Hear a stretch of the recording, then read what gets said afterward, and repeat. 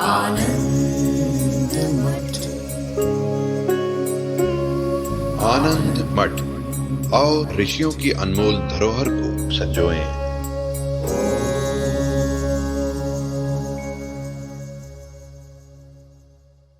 समष्टि वृक्ष जब वन के रूप में व्यवहार करता है तो उसका प्रभाव बदल जाता है। इसी तरह से अज्ञान समष्टि जब बनी तो उस अज्ञान का प्रभाव बदल गया और वह अज्ञान शुद्ध सत्व प्रधान हो गया। और वह शुद्ध सत्व प्रधान अज्ञान जब चेतन की उपाधि बना तो उस चेतन को संज्ञा प्राप्त हुई ईश्वर।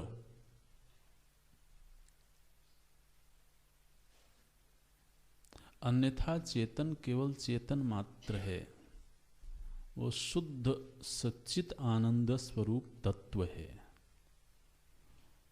उस तत्व की दृष्टि से ना तो वो जीव है और ना ही डरते क्यों हैं? बोलिए। ना वो ईश्वर है, तो वो केवल चेतन मात्र है, सत्ता मात्र है, अस्तित्व मात्र है। लेकिन वह जब व्यष्टि अज्ञान से उपहित हुआ, अब ये शब्द नए हैं, हम इनको व्याख्या देंगे।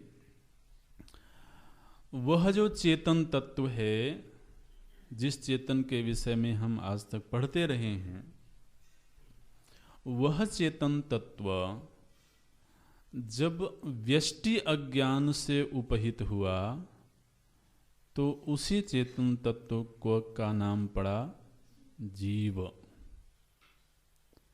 और वही चेतन तत्व जब समष्टि अज्ञान से उपहित हुआ तो उसी चेतन का, चेतन अलग नहीं हुए हैं, उसी चेतन को संज्ञा प्राप्त हुई ईश्वर। बोले महाराज ये ईश्वर भी अज्ञान से उपहित है। अब ये चूंकि आपके लिए नया विषय है तो इसलिए कठिन मालूम पड़ सकता है, लेकिन हम इसको सरल बना देते हैं। आप क्या कहते हो? आप कहते हो कि जो परमात्मा है वो माया का आश्रय लेकर के व्यवहार करता है। आप कहते हो ना? नहीं कहते? तो माया कहा तो बोले हाँ वो तो ठीक है। अरे भैया, समष्टि अज्ञान को ही माया बोलते हैं।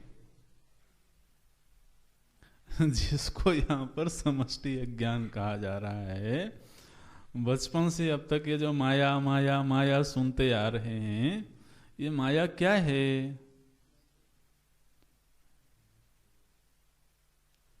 अज्ञान की जब व्याख्या हो रही थी तो अज्ञान को त्रिगुणात्मक कहा गया कि नहीं कहा गया? कहा गया।